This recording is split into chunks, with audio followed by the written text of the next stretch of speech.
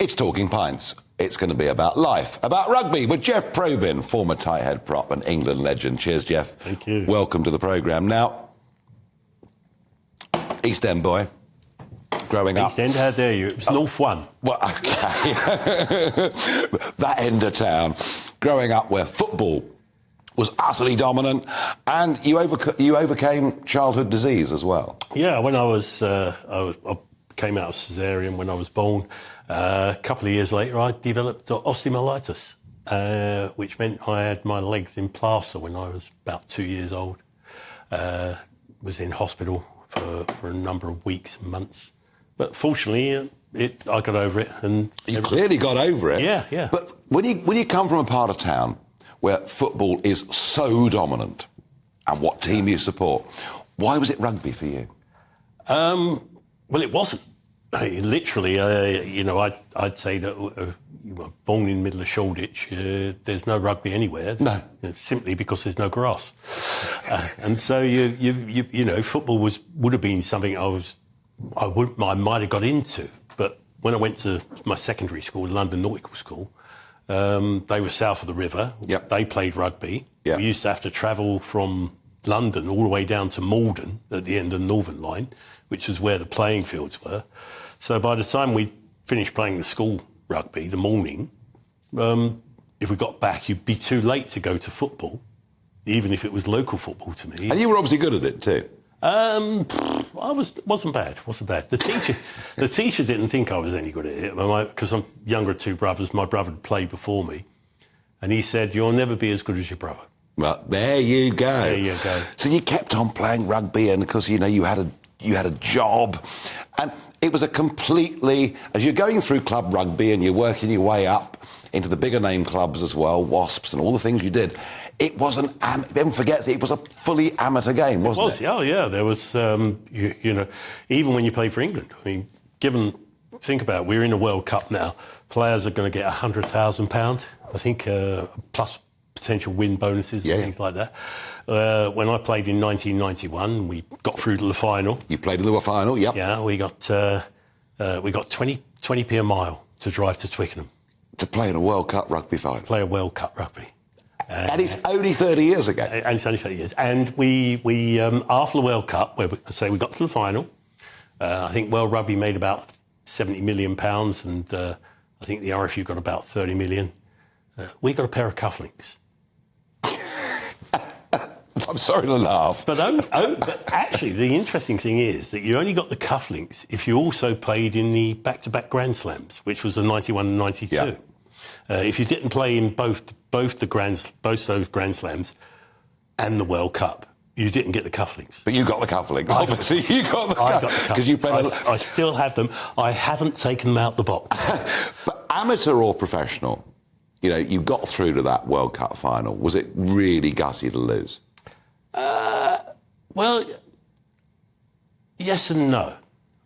I say yes and no because getting to it was a fantastic feeling. Yeah. Playing the game and, all right, when you've lost it, you get that dejection a little bit. But the saddest moment for me was that we all left the field, we're in the change room, and my wife tells me that as soon as that happened, the whole of Twickenham burst into the song, "Always Look on the Bright Side of Life." That's terrific, isn't it? And I missed it. That's the only sad bit of that. Really. Our rugby crowd's fantastic. They are. I went to Twickenham a couple of years back, England playing France, and all the supporters mixed in together and huge amounts of Mickey taking and one or two of these going down before, during and after the game. It seemed to be no aggro. Oh, no. No difficult. Rugby still has a fantastic atmosphere, doesn't it? It does. Sadly, the game's altered. I think that professionalism in any sport alters it. People trying to protect their jobs, whether it's the coaches or the players. Yeah. So there's elements in it that are different. People play the game for a different reason. I mean, when there's no money involved in something, you're playing it because you love it. Well, you love it, and you've got to work as well. Exactly. And you're representing England, and your kind of day is pretty full with, you've got to, as you were, married with family, and quite difficult to sort of fit everything together. And we had lots of England rugby players that, they were surgeons, they were this, they were that. Oh, they were, yeah. The problem rugby's got, one, it's got some financial problems with its clubs. The other problem, it seems to me, Jeff Probyn, is that rugby players seem to be fitter, faster, stronger, more muscle, more heavily trained. The impact speeds are greater. The debate and conversation around... Not true. Not true. Go on, tell me. Not true. Where rugby... A lot of people think that rugby changed when the game went professional in 1995. No, it didn't. It changed after the first World Cup in 1987. Up until that moment, training for England would consist of, say, 50 scrums, 50 line-outs, a bit of unopposed, so the backs would get a bit of running around, and then off to the pub for a few beers. After the first World Cup, England introduced Olympic trainers. We had Tom McNabb, we had guys from Loughborough, Rex Hazelwoodine, who's one of the professors who's taught most of the fitness coaches that are involved in Premiership rugby and current rugby with England, took over our training. And we changed from doing what I said to doing plyometric training, to doing anaerobic training, to doing aerobic training. We got into this system of fitness, which is probably why we won 91, 92 Grand Slams. Which you did, which is a fantastic achievement. So, OK, the fitness changed all those years ago. But the worries now around concussion, around injury, it is a dangerous game, isn't it? Well, the issues around concussion and all that have come about since the World Rugby allowed the influence of Rugby League without actually taking in some of the safety measures that they have in Rugby League. They've allowed Rugby League defence to come into Rugby Union, which is what's called a rush defence. In Union, used to use a thing called drift defence, which would mean you take the player outside you. Right, so you drifted across the field. Rush defence, you run straight. So back. Yes. In Rugby League, when you have a breakdown, both teams have to retreat. So you end up with a space of between 15 and 20 metres. And so you have a rush defence to close that space quickly. In Rugby Union, they didn't bring that retreat into it. So when you have a breakdown, both sets of players are something like 8 metres apart. And you get a rush defence in that sort of situation, players don't have the time to adjust their body position. So you end up with more head collisions.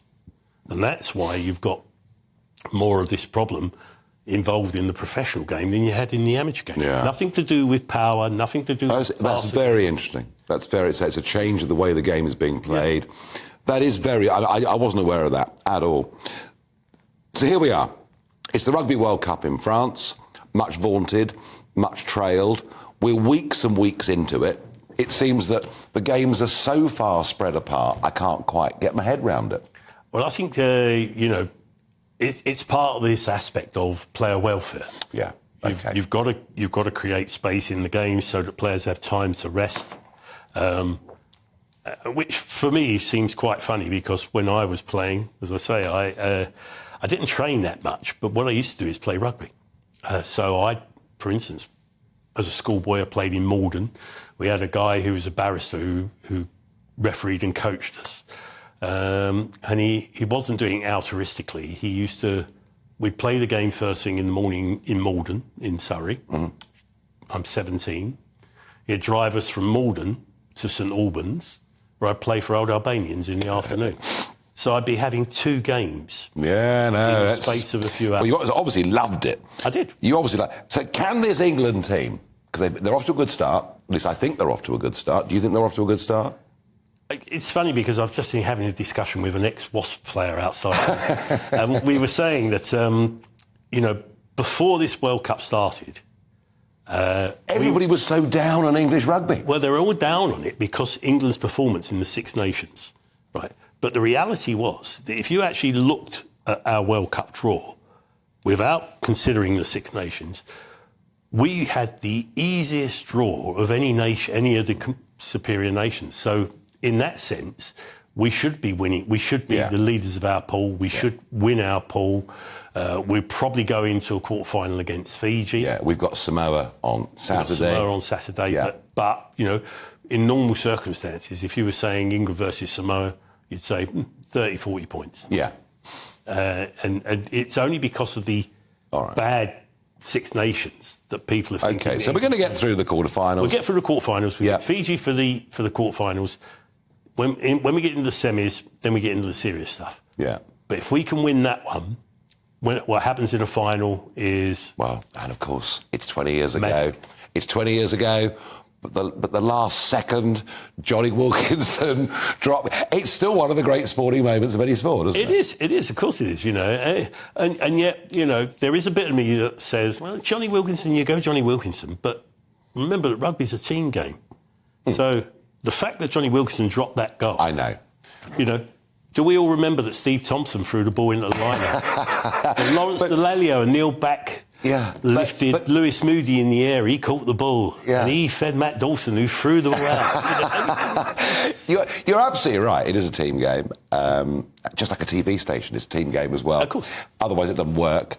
And yet, in common folk history, you know, we'll remember Johnny Wilkinson. Of course we will. Of course we will. We'll remember the Jeff Hurst hat-trick in 1966, and this is what sticks in our minds.